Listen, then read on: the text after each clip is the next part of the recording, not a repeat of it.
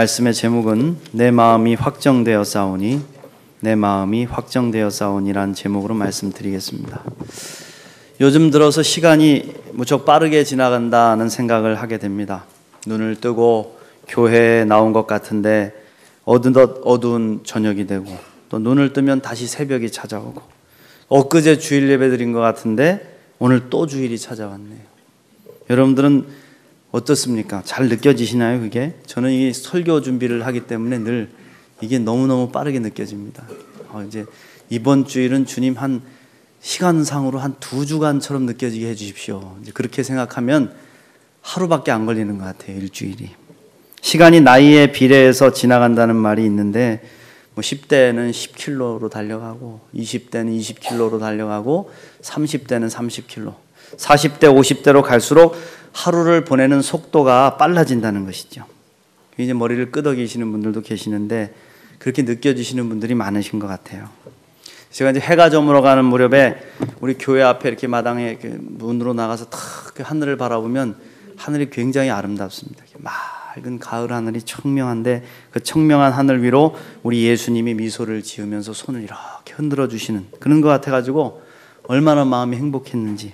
근데 그 지나가는 집사님 한 분이 저를 보시더니, 목사님 옆모습을 보니까 흰머리가 참 많이 생기셨네요. 네.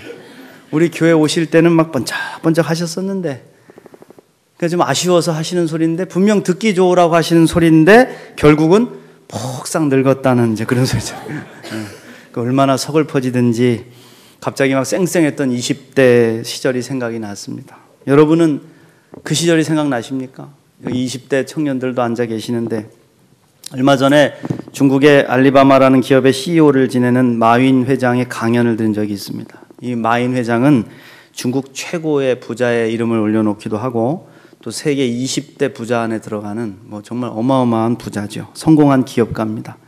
그의 거침없는 연설에 많은 사람들이 감동을 받기도 하고 젊은이들은 열정을 얻기도 하는데, 저는 그 연설을 들으면서 20대 청춘들이 부러워졌어요.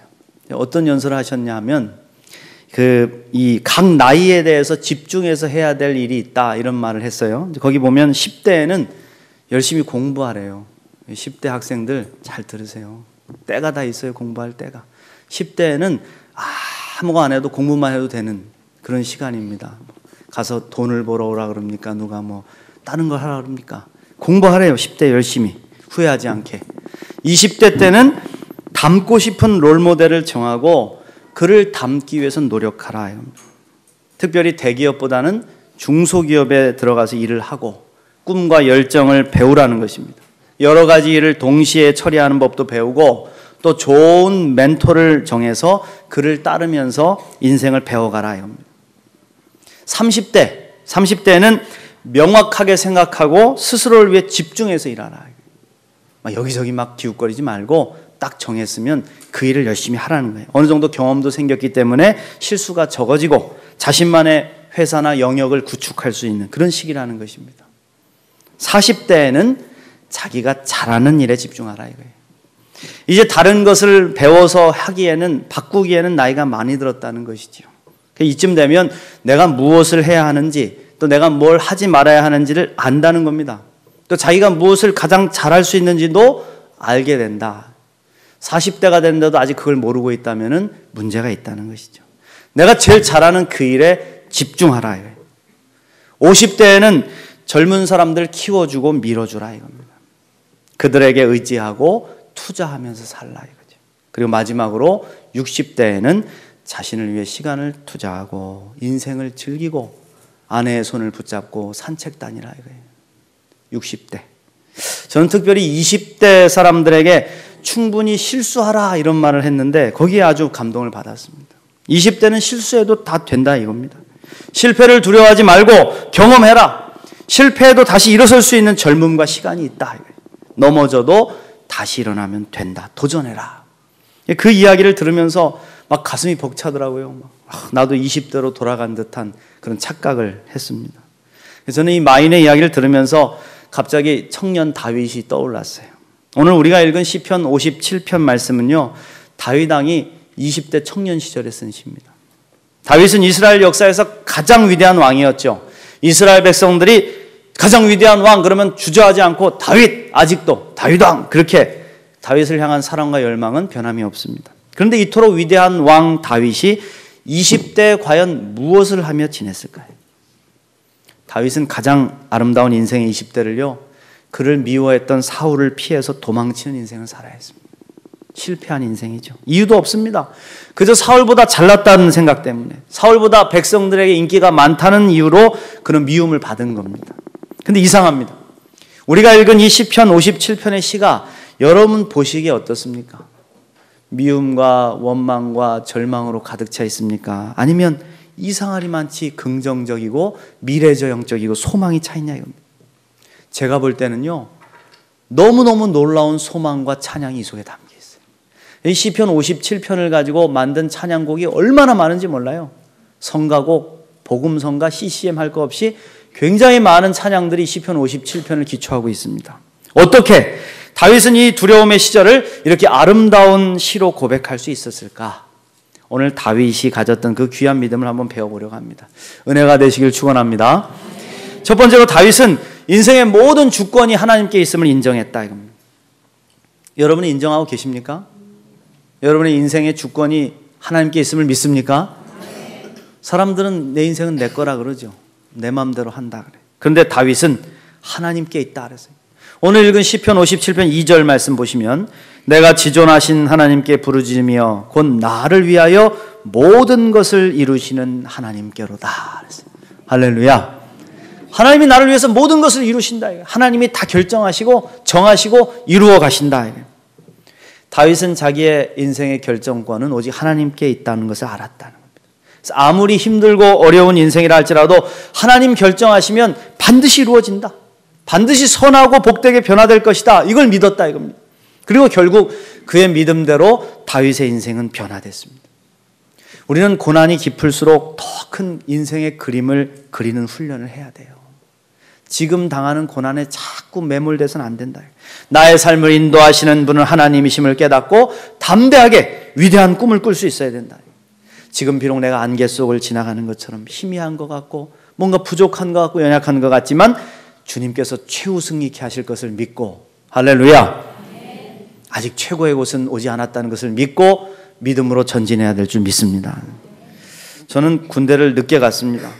대학 시절에 1년을 마치고 나니까 이 전공이 나에게 맞지 않는 것 같다 그런 생각이 들었어요. 나는 음악 공부를 하고 싶은데 그래서 1년을 휴학을 하고 다시 재수를 하고 공부를 했습니다. 근데 결과는 이제 낙방.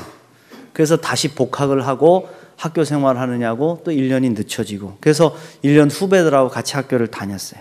그리고 군대를 가지 않고 졸업을 했으니까 군대 갈 때 나이가 26살이었습니다. 그때 사실 저는 대학을 다니면서 은혜를 받아가지고 하나님께 서원하고 내가 신학을 하겠습니다. 주님, 내가 주님께 내 인생을 바치겠습니다. 그렇게 서원을 하고 신학대학원 시험 공부 준비를 했습니다. 신학대학원을 먼저 합격해 놓고 이제 나이가 들었으니까 학사장교 시험 봐가지고 가면 그 뭐 좀 장교로 가면 내가 좀 나이 많아가도 좀 덜 서럽겠다 이런 생각을 한 거예요. 제 나름대로 계획을 짜고 열심히 공부를 해가지고 시험을 봤어요. 기도하면서. 어떻게 됐을까요? 네, 보기 좋게 떨어졌습니다. 막 선배들이 너는 할 수 있어 막 기도해주고 막 그랬는데 딱 떨어졌어요. 그리고 나서 바로 군대에 끌려가게 됐는데 저는 막 소리 없이 울었습니다. 주님, 주님께 맡기고 기도했는데 좀 붙여주시면 안 됩니까? 저 이제 이 나이에 군대 가서 어떻게 해요? 나 큰일 났습니다. 뭐보다도 제가 이제 같이 교제하고 있던 아내하고 7년을 사귀었거든요. 그러니까 이제 결혼할 나이도 됐는데 군대를 가게 되니 어떻게 되겠습니까? 여기저기서 이제 우리 아내 나이가 차가지고 막 그 손이 들어오는데 다 사자 들어가는 놈들. 여기 없으시죠? 변호사, 판사, 뭐 의사, 뭐 이래가지고 여기 의사 계신데 다 사자 들어가는 사람들. 이런 분들이 막 그냥 이렇게 결혼하겠다고 막 이렇게 하는 것 같아요. 그게 뭐 혹시 제가 군대 가 있는 동안에 고무신을 거꾸로 신으면 어떡하나. 이래가지고 걱정이 많이 됐습니다. 군대에 딱 들어가니까 20살 조금 넘은, 간 넘은 그런 그냥 어린 사람들이 저를 괴롭히는데 막, 그래서 서러울 수가 없더라고요. 근데 참으로 우리 하나님의 계획은 오묘하세요. 제가 원래 현역 판정을 받아가지고 현역으로 군에 입대하게 됐는데 나이가 너무 많으니까 제 신분이 바뀌는 거예요. 현역병에서 상근 예비역. 그래서 탁 우리 도장을 찍는데 잘 모르시죠? 이게 방위 제도가 없어지면서 그걸 대체하는 제도였습니다. 1년은 현역으로 군대에 가서 전방에서 근무를 하고요. 그걸 마치고 나면 1년은 자기 고향으로 돌아가서 동사무소에 근무하면서 거기서 예비군들 훈련을 시키는. 그러다 저는 동사무소 방위가 아닙니다, 여러분. 저는 현역 병장제대였어요. 병장제대. 그래서 제가 이렇게 고향으로 탁 돌아왔잖아요. 그 1년 동안에 고향으로 돌아와서 집에서 출퇴근을 하게 돼서 군생활을 하게 됐는데 결과적으로 저는 집으로 돌아와서 근무하는 이 1년 동안에 신학대학원도 합격하고 그리고 아내하고 결혼도 했습니다. 할렐루야. 조금 멀리 보니까 제 인생은 그 실패했던 경험들이 오히려 저에게 득이 되더라고요. 그렇잖아요. 그때는 막 하나님의 뜻을 알지 못해서 방황하고 괴로워했는데 조금 뒤를 돌아보니까 그것이 나에게 더 유익하게 하시는 하나님의 뜻이 계셨구나. 사랑하는 성도 여러분, 당장 눈앞에 있는 상황은 우리를 절망스럽게 할지도 모릅니다. 그러나 시간이 흐르고 돌아보면 하나님께서 함께 하신 나의 인생에 결코 실수가 없으심을 깨닫게 될 줄 믿습니다. 우리의 온 인생 전체를 그려가고 계시는 주님을 신뢰하면서 담대하게 살아가십시오. 하나님께서 우리의 인생을 아름다운 작품으로 변화시키실 줄 믿습니다. 두 번째로 다윗에게는요, 하나님을 향한 확정된 믿음이 있었습니다. 확정된 믿음. 시편 57편 7절 말씀 보시면 하나님이여 내 마음이 확정되었고 내 마음이 확정되었사오니 내가 노래하고 내가 찬송하리이다. 할렐루야. 다윗은 마음을 딱 정했다 이거예요. 두 마음 품지 않는 것이. 하나님은 나의 인생의 주인이시고 주님을 사랑합니다. 나는 주님만을 사랑하겠습니다 하고 딱 마음을 정했다. 이 확정됐다는 것은 마음을 한 곳에 딱 꽂혀서 세월이 가도 결코 변하지 않는다 이겁니다. 여러분 그 아더왕이 그 뽑았다는 신검 엑스칼리버를 아시죠? 누가 팍 꽂아놨는데 그 정해둔 사람 외에는 결코 뽑을 수가 없는 것입니다. 마찬가지로 우리의 마음이 하나님께 딱 정해져서 꽂혀 있으면 흔들리지 말아야죠. 뽑히지 말아야죠. 한 번 정한 믿음, 한 번 정한 사랑, 한 번 정한 뜻에 변하지 않고 지켜갈 수 있는 성실함이 우리에 있어야 된다. 흔들리지 말아요. 다윗은 어려운 상황, 자기를 죽이려는 사람들, 자기를 괴롭히는 온갖 부정적인 생각들을 다 끊어내기로 결단하고 살아계신 하나님께 자기 인생을 맡기고 거기에 하나님께 믿음을 꽂았다. 그리고 굳게 주님만을 붙잡기로 결심합니다. 비록 쫓겨다니는 몸이었지만 이미 다윗을 하나님은 이스라엘의 위대한 왕으로 세우신 거예요. 하나님의 뜻이다. 여러분 그런 말이 있습니다. 성공하고 싶으면 지금 성공한 사람처럼 행동하라. 성공하고 싶다고 말하는데 늘 패배자의 모습으로 살아가는 거, 그냥 성공과는 거리가 먼 거죠. 내가 성공하고 싶은 사람의 모습을 가슴에 그리면 그 사람이 된 것으로 살라는 거예요. 그러면 그렇게 된다는 것이죠. 아무리 어두운 시절을 보낸다 하여도 마음속에 확정된 모습을 가지고 살아라. 이걸 하나님이 주신 비전이라고 합니다. 아직 이루어지진 않았지만 이미 이루어진 것을 믿고 사는 거, 하나님이 주신 비전, 확정된 마음이죠. 그러면 사랑하는 성도 여러분, 이미 이루실 주님의 축복을 기대하면서 결코 어둠으로 가지 마십시오. 밝게 사십시오. 노력하십시오. 성실하게 살아가면서 감사하며 언제나 긍정적이고 밝은 인생을 살아야 됩니다. 결코 불평과 원망으로 인생을 허비해서는 안 돼요. 이 마윈이라는 회장의 그 자기 좌우명 중에서 제일 중요한 게 뭐냐 그랬더니 불평과 원망하지 않는다. 불평하고 원망하는 사람 곁에는 가지도 않는다. 함께 공동체를 신뢰하고 긍정적인 마음을 가지고 성실하게 열심히 일하면, 열정을 가지고 일하면 반드시 성공은 찾아오다. 여러분 그렇습니다. 우리를 축복하시는 주님의 은총은 반드시 옵니다. 그러므로 여러분 믿음을 가지고 하나님을 향한 확실한 사랑의 마음을 정하고 다윗처럼 성실하게 정직하게 주어진 인생을 살아서 놀라운 주님의 축복을 누리시기를 간절히 축원합니다.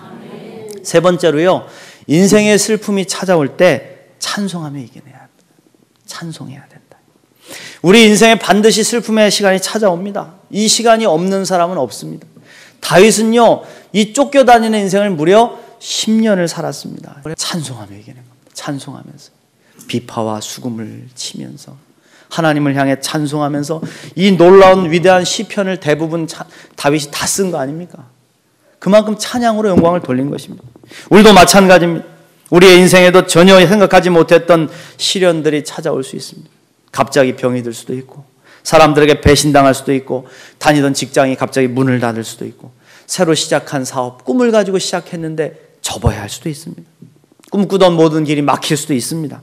다윗도 그랬습니다. 그는 얼마나 원통하고 분했는지, 주님 내가 억울합니다.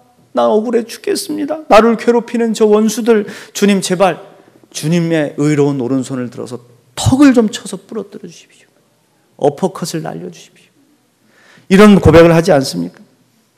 믿음의 사람들은요, 이러한 시간을 찬송하며 이겨내야 합니다. 하나님께서 때가 되시면 모든 고통을 이겨내고 찬란하게 우리를 세워주실 것이기 때문에, 하나님께서 허락하신 이 고통의 시간, 어둠의 시간이 찾아올 때 우리는 마음을 가라앉히고 주님을 찬송하면서 왜 이러한 일이 있을까 생각을 해야 돼요. 생각을. 의미 없는 고난은 없지 않습니다. 고난의 의미를 자꾸 생각하는 거예요. 우리 인생에 찾아오는 밤, 고난의 시간들이 어찌 보면 전혀 무익한 것이 아니다 이거예요. 자연을 보십시오. 자연에 피어나는 꽃이 아름답게 피어나기 위해서 밤의 시간이 필요하지 않습니까? 꽃들이 피어나는 것을 이 고속으로 연사 촬영한 영상들을 본 적이 있어요. 여러분 한번 찾아보십시오. 보면 밤새 피는 거예요. 한밤중에 쫙 피어나는데 그게 얼마나 아름답습니까? 계속 낮만 지속된다면은 꽃은 다 시들어버리는 거예요. 밤에 피는 장미가 아름다운 것입니다. 우리의 인생도 아름다운 꽃을 피울 밤이 반드시 필요합니다. 만약 햇볕이 쨍쨍 내리쬐는 낮만 계속된다면 그곳은 여러분 사막으로 변해버리고 만다. 마찬가지로 성공만 계속되는 인생은 교만해진다 이겁니다. 그래서 악한 존재가 되는 것이죠. 하나님 두려워하지 않습니다. 자기 힘으로 다 된 줄 압니다. 남의 고통을 이해하지 못합니다. 인생이 삭막해집니다. 그래서 하나님은 우리가 싫다고 발버둥 쳐도요, 억지로라도 인생의 불행의 밤도 주시고 배신의 밤도 주시고 좌절과 실패의 밤도 주시는 것이죠. 그래야 사람이 되니까. 우리가 사람이 되니까. 그러므로 인생의 밤길을 걸을 때 우리가 해야 할 일은 하나님을 찬양하는 것입니다. 할렐루야. 찬양은 우리의 영혼을 소생시키는 힘이 있습니다. 슬플 때 찬양해 보십시오. 다시 기쁨이 회복됩니다. 다윗이 그랬습니다. 다윗은 고난과 어려움이 겹칠수록 더 깊은 찬양을 드렸습니다. 그래서 그는 내가 노래하고 찬양합니다. 그렇게 외친 것이죠. 다윗은 위대한 찬양을 수도 없이 썼습니다. 찬양하면서 고통을 이겨내고 그 고난의 찬양을 통해서 그는 인생이 변화되었고 찬양과 고독과 슬픔을 견뎌내면서 하나님께 영광을 돌릴 수 있었다. 할렐루야. 마지막으로 다윗은요, 새벽을 깨워 기도하는 사람이었다 이거예요. 시편 57편 8절 말씀 보시면 내 영광아 깰지어다, 비파야 수금아 깰지어다, 내가 새벽을 깨우리로다, 그렇게 고백했습니다.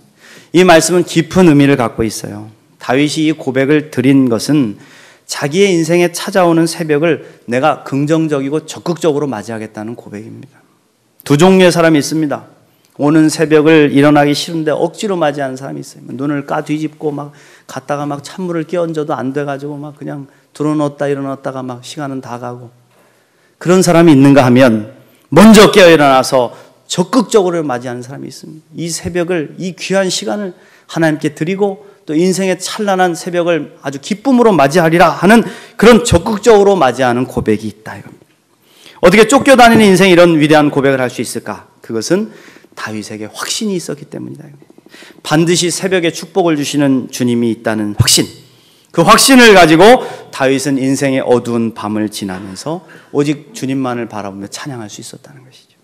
아직 오지는 않았지만 분명히 오고야 말 찬란한 새벽, 그 새벽을 기다리면서 먼저 깨어서 찬양하고 있는 다윗의 모습, 이 모습이 저와 여러분의 모습이 되시길 축원합니다. 사랑하는 성도 여러분, 부지런하십시오. 열심을 품고 주를 섬기십시오. 이제 곧 보내주실 하나님의 새벽 축복의 시간을 믿음으로 기다리면서 고난의 고개를 넘어서십시오. 결코 끌려다니는 인생을 사지 마십시오. 적극적으로 내게 주신 이 인생을 긍정하면서 반드시 축복하실 주님을 바라보면서 적극적으로 인생의 새벽을 깨우는 우리 모두가 되시길 축원합니다. 마침내 오고야 말 하나님의 놀라운 축복을 깨어서 누리고 그리고 아름답게 주님을 찬양함으로 승리하는 저와 여러분이 되시기를 간절히 축원합니다.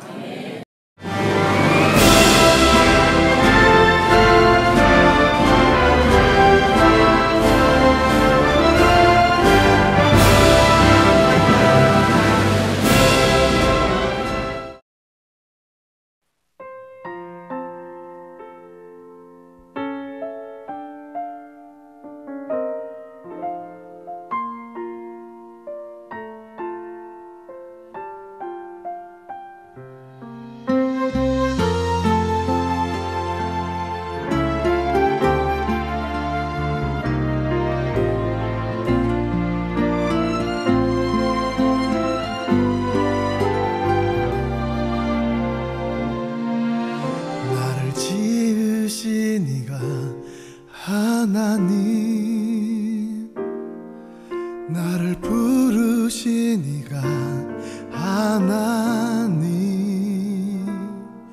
나를 보내시니도 하나님 나의 나 된 것은 다 하나님 은혜라 나의 달려갈 길 다 가도록 나의 마지막 곳 가도록 나로 그 십자가 품게 하시니 나의 나 된 것은 다 하나님 은혜라 한량없는 은혜 갚을 길 없는 은혜 내 삶을 애워사는 하나님의 은혜 나 주저함 없이 그 땅을 밟음도 나를 붙드시는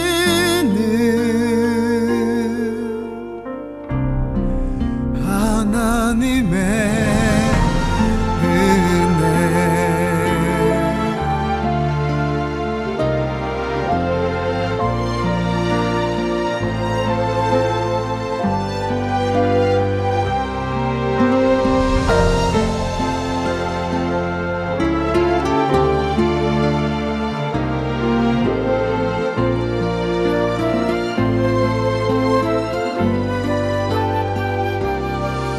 나의 달려갈 길 다 가도록